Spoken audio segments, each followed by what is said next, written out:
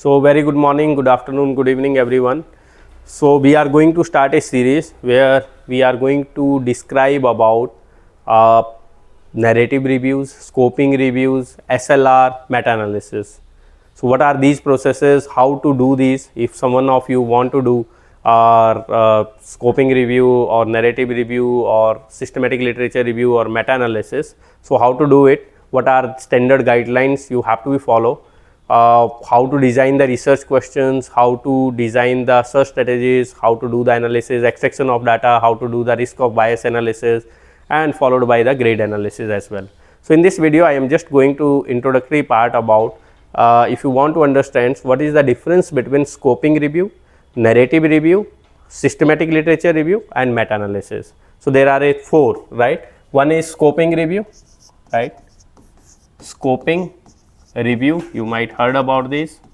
Then there is a narrative review,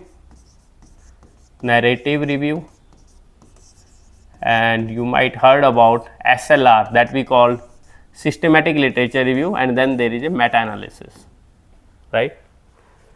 Scoping review, narrative review, systematic literature review, meta-analysis. What are the difference between these? So scoping review we are doing when we don't have any ideas, we don't know what actually exists in the literature. It's a broad topic and we want to map the literature. हमें पता ही नहीं है कि literature में है क्या, कुछ होगा इस पे या नहीं होगा, but you have to follow the systematic approach and you are going to map the literature, and after the scoping review you can decide कि मैं systematic literature review करूँ या meta analysis means SLR की तरफ जाऊँ या ना जाऊँ. So what I mean to say, scoping review we are doing to map the existing literature on XYZ topic. You want to map the literature. So you want to mapping of the literatures, right? But you have to follow the standard guidelines. You have to follow, you should have the research questions. Of course, you don't know, you want to just map the literature.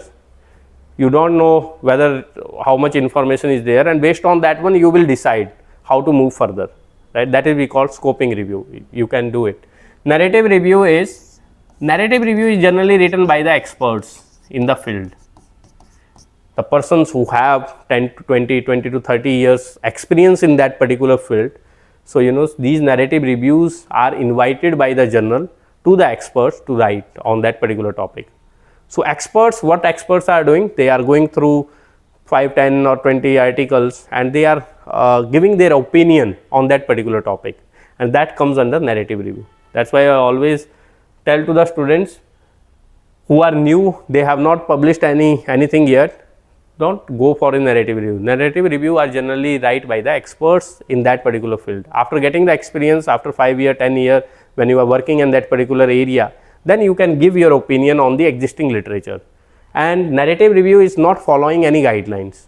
It's not a standard procedure experts has to be followed. Expert is giving their opinion because that expert have experience in that particular field for last 20 to 30 years.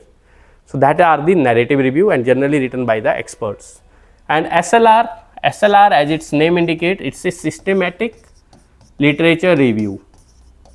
Systematic. So word systematic is there, right? Systematic word is there. So it means you have to follow the systematic procedure. There is a standard procedure which you have to follow to do the systematic literature review. You have to define your research questions in the PICO format, you have to define your populations, you have to define your interventions, you have to define your outcomes. Each and everything you have to define, and you have to follow the standard guidelines, standard procedures. You have to write the protocol, you have to register your protocol, and you have to follow the guidelines like PRISMA. PRISMA is well-known guidelines if you want to write a systematic review. That is the preferred reporting items for systematic review and meta-analysis. So these are well-known guidelines where you will get checklist as well as the two things you will get in the PRISMA. One is flow diagram.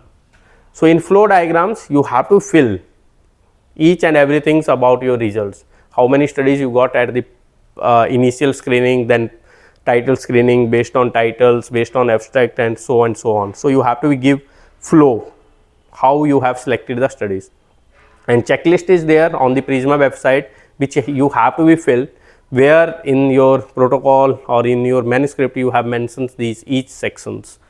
So that means, what I mean to say, systematic literature review means you have to be follow a standard procedures to do what? To do the literature review.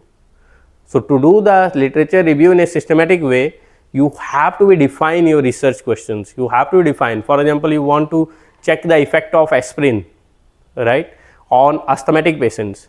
So you have to be define aspirin, which type of asthmatic patients. Are you looking for all types of asthmatic patients, or are you looking for only the seasonal asthmatic patients, or only to particular asthma which is happening in particular populations? So you have to define your populations. You have to define your interventions. Are you going for aspirin only or other antiplatelet drugs as well, and what is your outcomes? You have to define. You want to check the effect on mortalities or morbidities, what are the endpoints, all these things you have to define, and you have to define your inclusion and exclusion criteria. So that is because systematic. So that's why systematic word is there, right? And meta-analysis is, if you see the word meta-analysis carefully, so there is an analysis, right? So to do the analysis, what is required? Analysis करने के लिए क्या चाहिए? Data चाहिए. Data के बिना तो आप एनालिसिस नहीं कर सकते. सो डाटा कहाँ से मिलेगा? डाटा कहाँ से मिलेगा? लिटरेचर से. So that's why for every meta-analysis, first you have to do the systematic literature review. So after systematic literature review, we will get data, and after getting the data, you will decide whether I go with the meta-analysis or not. It depends what kind of data is available on that particular topic. Sometimes what happens, we have to stop our studies up to SLR, because data which is available in the literature is not as per uniform format, or there is a discrepancy. So we are not going for a meta-analysis. But for every meta-analysis, you have to perform the SLR. Without SLR, because to do the meta-analysis, to do the analysis, you need a data. And from where you will get data? Data from the literature. And that literature data which you are getting, which you are using for the meta-analysis, that should be done in a systematic way. That is meta-analysis. So in simpler term, we also call it a statistical analysis. You are applying some statistics depending upon the type of data. What kind of data? What are your research questions? Whether you are getting dichotomous data, continuous data, and accordingly we are selecting the overall estimate measures, and then we are applying these meta-analysis like forest plots. You might have seen in many meta-analysis, funnel plots. So these all are step by step processes. But up to this, you just understand meta-analysis का मतलब है कि आपको analysis करनी है. किस चीज़ की analysis करनी है? डाटा की. डाटा कहाँ से मिलेगा? लिटरेचर से.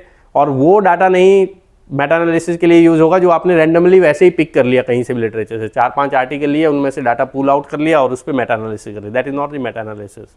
Meta analysis means first you have to do the systematic literature review. In systematic literature review you have to define each and everything. आपका इंक्लूजन क्राइटेरिया क्या था?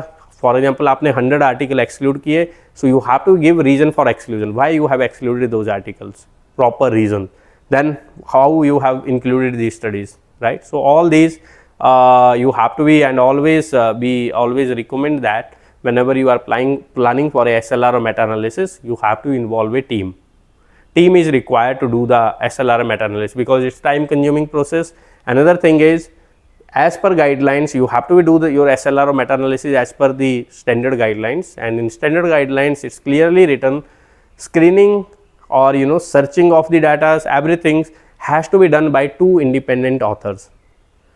And of course, if same work is done by the two peoples, so there is always there is a chances, maximum chances there can be a conflict. So that conflict should be resolved by the third experts, right? So that's why you need a experts or you need a team to do this work. You need SLR for screening, then so you need a persons who has understandings about the meta-analysis, who can analyze the data. You can involve the statisticians. If you have a knowledge, you can also do by yourself. So all these things are time consuming, and time will taken particularly by the SLR. Systematic literature review is a time consuming process. It will take the time, and I oftenly seen that if research questions are not defined in your mind, you will always get problem during the screening process, during the extraction process, because because in your mind it's not clear what you are looking for, and if it's not clear, so you will be in confusions, right? So you should be very clear कि आप literature में क्या देखना चाहते हो, क्या outcome है, क्या इंटरवेंशन है, क्यों करना चाहते हो. If someone has already done it, so why you are doing, right? So you have to do the background search as well, then only you have to start. That's why to do SLR meta-analysis, first step, if you ask me what is the first step is you have to write your protocol. I have seen many students what they are doing before writing the protocol, they started their SLR meta-analysis. Last में whenever they are submitting their article to the journal is asking whether your protocol is registered or not, and they have not registered. And Prospero like organization, they will not register your protocol if you have already done your studies, so you will get in trouble. So it's always advisable whenever you are planning to do SLR meta-analysis, first thing is you write your protocol, and you all knows what should be the content of protocols. It's written in everywhere. It should background, inclusion, exclusion criteria, how you are going to assess the risk of biasness, how you are going to assess the statistical analysis, how you are going to do the statistical analysis, and so on.